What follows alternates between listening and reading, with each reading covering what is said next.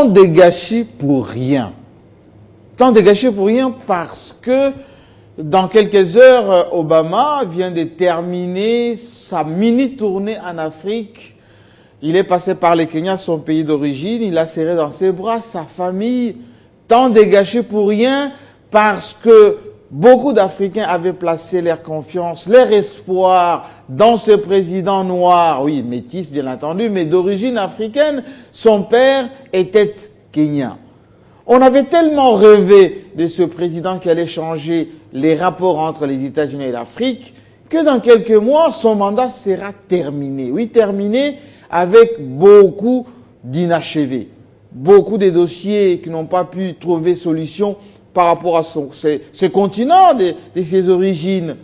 Tant de gâchis avec ces guerres qui ont continué, notamment celle héritée de George Walker Bush en Afghanistan, en Irak, mais aussi dans de nouveaux pays comme la Libye où on a tué un président en exercice. Oui, tant de gâchis pour rien. On a attendu effectivement que ce président noir puisse inverser ces rapports où effectivement l'Afrique attendait de l'argent frais, attendait des armes comme le Nigeria qui vient de ne pas en avoir pour terminer avec Boko Haram. Rien de tel parce qu'effectivement les États-Unis ont plus d'autres intérêts que cela. Oui, Obama est parti avec Kadhafi sur la tombe de ces présidents qui sont morts pour leurs grandes causes. Lumumba aussi, comme Nkrumah, allez, Sékou Touré, accessoirement parce qu'il avait dit non à la France. Aujourd'hui, on fait la paix avec l'Iran, alors que hier, on avait armé Saddam Hussein pour faire autant de malheurs, autant de problèmes. L'Iran est devenu fréquentable aujourd'hui. Bachar el-Assad le sera demain. Mais Khomeini, le président, enfin l'autorité morale de cet Iran qui est aujourd'hui révolutionnaire et qui va se développer davantage, eh bien, ça viendra demain une grande puissance dans cette partie du Moyen-Orient. Oui, on fait la paix aujourd'hui avec l'Iran. Qui aurait cru que le Satan d'hier, c'est-à-dire l'Amérique, allait envoyer des envoyés spéciaux à Téhéran? Laurent Fabius, au moment où on parle, est en train d'aller aussi à Téhéran négocier de marché. La Libye, on l'a dit, mais la Somalie aussi, qui a produit dans cette partie de la Corne de l'Afrique beaucoup de dégâts, beaucoup de problèmes, beaucoup de morts, tant de gâchis pour rien. Aujourd'hui, en Éthiopie, Obama a parlé de l'Amérique généreuse. Tant de gâchis parce que cela a aussi donné les limites de ce qui peut être fait dans la vie de tous les jours. Chez nous, au Congo, la diaspora congolaise, ce qu'on appelle les Congolais de la diaspora, viennent d'être aujourd'hui démasqués par un de leurs. Il s'appelle Tchatumba.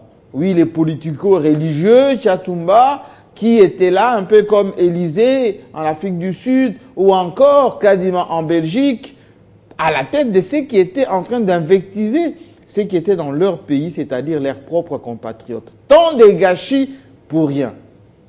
Qu'est-ce que Tchatumba nous dit dans sa vidéo postée sur Internet et qui fait le tour du monde aujourd'hui? Que tant d'années d'insultes, tant d'années d'invectives, tant d'années de comportements civiques de la part des compatriotes vis-à-vis de leurs propres compatriotes pour tuer leur culture, leur musique, leurs compatriotes, la réputation de leur pays, l'économie de leur pays. Tchatumba dit, tout ceci n'était rien. Rien parce qu'il n'y avait pas de stratégie, il n'y avait pas d'organisation, il n'y avait pas de leadership, il n'y avait pas d'objectif clair. Aujourd'hui, dans la diaspora, la grande question qui doit être mise au goût du jour, c'est de savoir la grande majorité de ceux qui sont dans la diaspora. Et Dieu sait combien il y en a de très belles factures qui réfléchissent et qui ont des grands projets pour ce pays, doivent se poser cette question. Pourquoi tant de gâchis pour rien? Pour rien, parce que celui qui a perdu, c'est le peuple congolais. Le Congo a besoin de tous. Et surtout au moment où on parle, Tchatumba l'a dit d'ailleurs, chaque combattant ou ex-combattant a toujours son pendant ici. Il appartient à la classe politique de la majorité.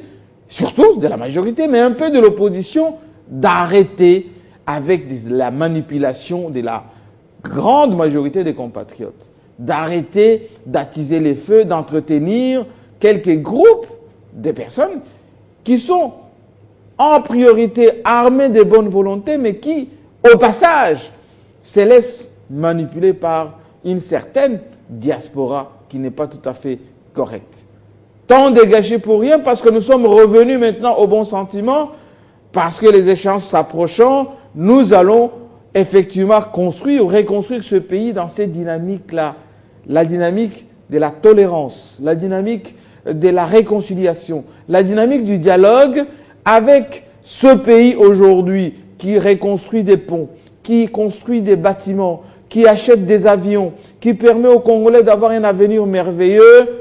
Nos aéroports sont réhabilités et c'est le Congo de nos ancêtres qui est en train de se transformer. Et ce Congo a besoin de sa diaspora, une diaspora structurée qui va aussi envoyer ses propres représentants dans les institutions et surtout qui doit se baser sur des questions essentielles. Double nationalité, avantages, faveurs, mais également représentativité. Parce que tant de gâchis pour rien, demandant toujours Joseph Kabila dégage, mais il est toujours là, Joseph Kabila est toujours en train de travailler pour son pays. La classe politique doit se poser cette question, pourquoi manipuler la diaspora pour produire tant de gâchis? Parce que ça ne sert pas ni à la République, ni à la réputation de notre nation.